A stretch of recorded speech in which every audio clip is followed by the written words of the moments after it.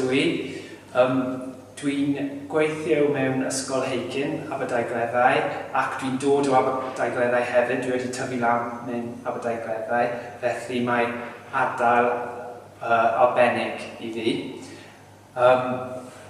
Does dim lawr o pobl yn yr Aberdaugleddau yn gallu siarad Gymraeg, felly dwi'n teimlo fel mae'n pwysig dwi'n trio ysbrydoli plant yn y dosbarth gyda fi. O'n i'n siarad gyda Mrs Evans blwyddyn diwetha am sut mae'r plant mewn blwyddyn 1 a blwyddyn 2 mwynhau dysgu Cymraeg a cyflawni lawr y brawddeg, lawr y geriau. Ac o'n i'n teimlo yn euog achos sa'n gallu siarad Cymraeg, felly o'n i'n teimlo fel mae rhaid i fi dysgu mwy. Wedyn, o'n i'n ail-ystyried beth o'n i'n feddwl am yr iaith. Dwi'n teimlo fel dwi wedi cymryd y iaith yn ganiatail. Felly, un blwyddyn yn ôl, nes i ddechrau yn y haf dysgu sut i siarad Gymraeg gyda dweud rhywbeth yn Gymraeg. Dwi'n hoffi dweud rhywbeth yn Gymraeg achos dwi'n gallu dysgu os ges i amser i dysgu. Nes i dysgu ar y traeth, ar y gwyliau, mewn Sbaen, gyda teulu, ac ar ôl haf, nes i dysgu ar ffordd fi gwaith trio bob dydd, ac gyda dweud rhywbeth yn Gymraeg, dwi'n trio siarad troi y gwys, felly llawr y cyfle i ymarfer. Wedyn, mewn mis Medi, nes i trysaith bootcamp gyda dweud rhywbeth Gymraeg. Yn y trysaith, oedd rhaid i fi siarad Cymraeg, troi y dydd, bob dydd, gyda newydd pobl yn y wahanol gwaith garaidd. So, mae'n garej iawn, ond o'n i'n teimlo fel nes i dysgu lawr y Gymraeg.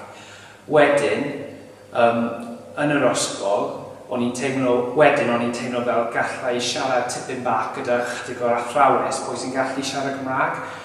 So, felly, dwi wedi trio ymarfer troi y blwyddyn, a dwi'n teimlo fel dwi wedi gwetha arall. Hefyd, mae'r ffrind Gwobr yn byw mewn Llanacau'r, ac dwi'n mwynhau yr trip y dafarn i trio siarad yn y cymuned gyda pobl yw Cymraeg yn iaith gyntaf, ac dwi'n teimlo fel maen nhw'n hoffi os dwi'n trio siarad yn y dafarn achos mae'n pwysig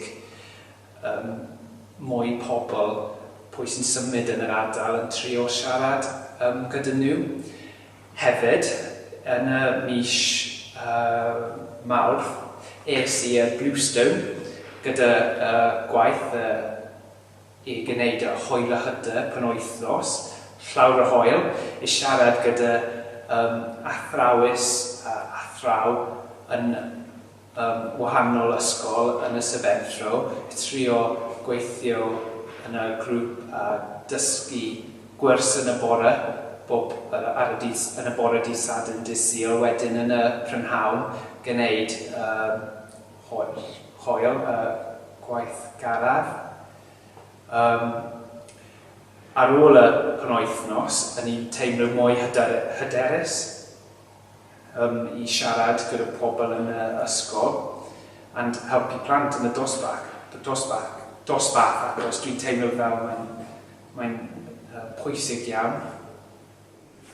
Yn y dyfodol, dwi'n awyddysu dysgu mwy. Dwi'n mynd i ddechrau cwrdd yn y Hylford y 9 o'r gloch ar y bob dydd Iau gyda Kevin Knox, y ffrind pwy sy'n gallu siarad Cymraeg.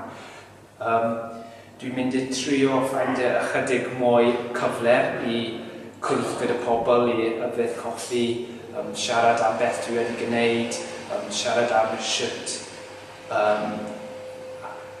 arall pobl wedi dysgu. Dwi'n awyddysu trio gwneud mwy yn yr ysgol blwyddyn nesaf gyda plant yn y dosbarth gyda fi, ac dwi'n awyddysu dysgu mwy gyda ysgol uwchradd mewn Aberdaugleddau, achos dwi'n teimlo fel os dwi'n mynd i gwneud mwy Cymraeg yn y ysgol gynradd, mae dilyn nhw gwneud mwy Gymraeg yn yr ysgol uwchradd. Dwi wedi dysgu sut i siarad Gymraeg achos dwi wedi alustyried beth dwi wedi feddwl am y iaith. Yn yr ysgol, nes i casau Cymraeg, ond wedyn nes i ddechrau gweithio fel athraw mewn Bristol ac o'n i'n meddwl mae cymynydd yn y Cymru yn pwysig i fi ac nes i moyn symud nôl i fyw mewn Cymru, felly nes i feddwl, right, mae rhaid i fi dysgu sut i siarad Cymraeg.